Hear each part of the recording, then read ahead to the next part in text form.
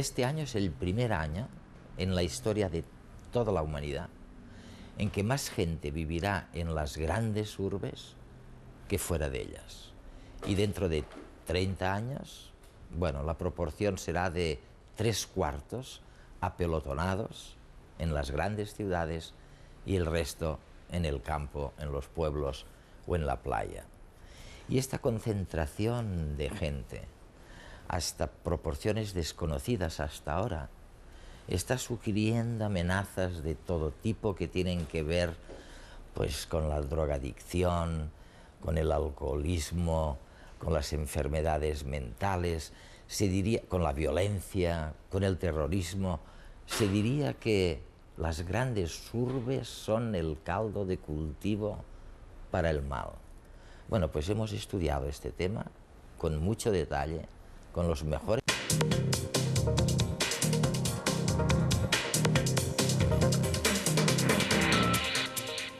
La pregunta sería, ¿por qué tenemos que conformarnos con seguir destruyendo el medio ambiente para progresar, ¿no? para seguir avanzando? Sobre todo en el tema del urbanismo, que es el que a mí me compete.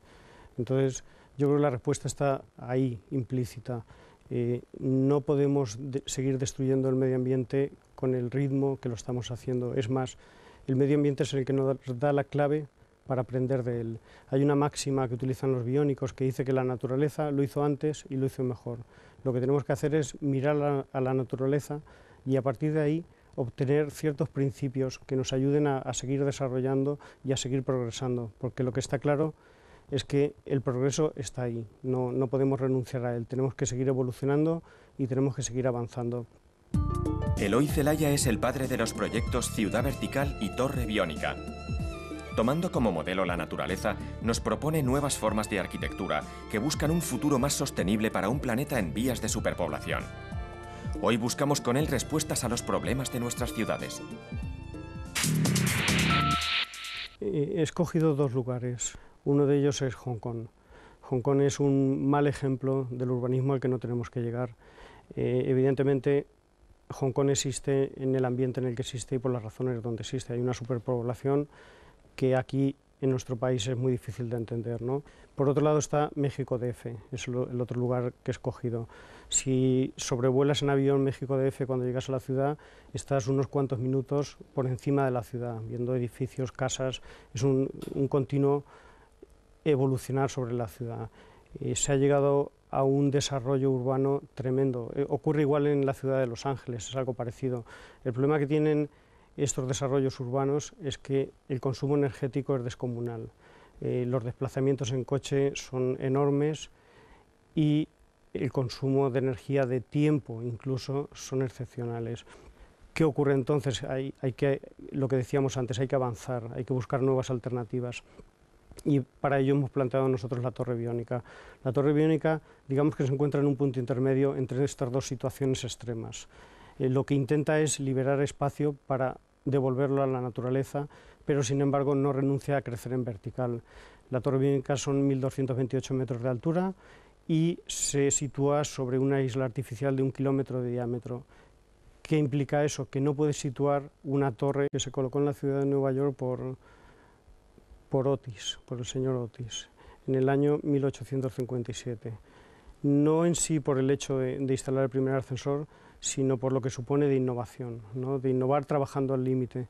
Cuentan que él se construyó su propia plataforma elevadora y que lo que hacía era soltar los cables y mostrar a la gente cómo caía y paraba, ¿no? Era como una actuación que hacía delante de la gente, ¿no? Para vender su producto. Pues el hecho del ascensor supone un inicio en el poder construir edificios en altura. En nuestro edificio de la Torre Biónica, de la Ciudad Vertical Torre Biónica, volvemos a cambiar un poco ese concepto, ¿no? Ya se trata de una ciudad donde no existen coches, donde lo que hace falta es trabajar con una idea de ascensores que se muevan tanto en horizontal como en vertical. Es un sistema de red de metro, digámoslo así, insertado dentro de un edificio en vertical.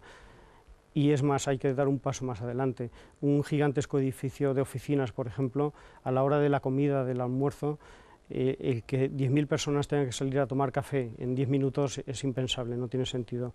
Entonces se está trabajando en nuevos modelos de cabinas que se mueven por todo el edificio, tanto horizontal como verticalmente, y por ejemplo una de esas cabinas es un McDonald's, entonces tú te subes, te tomas tu hamburguesa y cuando vuelve a pasar por tu piso te bajas.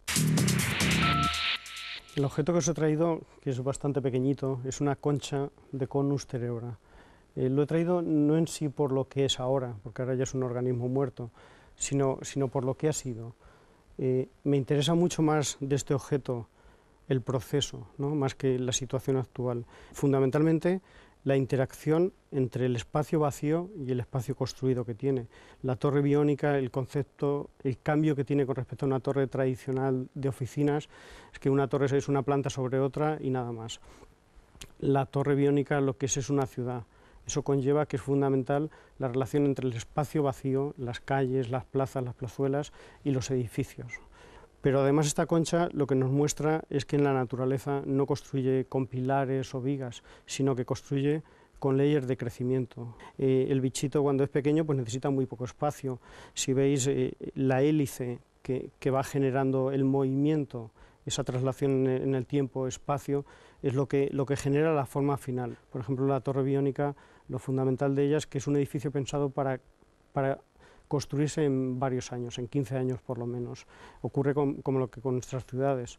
Estamos todos cansados de criticar a Gallardón por cómo está Madrid siempre en obras, pero es que la ciudad es eso, la ciudad es movimiento, la ciudad es cambio. El libro que os he traído es un libro que fundamentalmente lo he traído por la variedad que tiene. Muchos puntos de vista de profesionales de diferentes ámbitos, diferentes culturas, que están trabajando con temas medioambientales y sobre todo preocupados por el futuro. De hecho, el libro se llama Sostenibilidad, es importante remarcar SOS, ¿no?, el peligro que tiene, lo que decíamos al principio, el progreso, y tiene un subtítulo que es Reescribir el futuro, ¿no? Ahora estamos en el momento en el que estamos y tenemos que pensar en el futuro, en cómo vamos a progresar desde distintos puntos de vista. En este libro han intervenido desde escritores, fotógrafos, arquitectos, hay un artículo mío sobre la torre biónica, todo tipo de gente que muestra cuáles son las preocupaciones y sobre todo que plantean soluciones, ¿no?, para un futuro.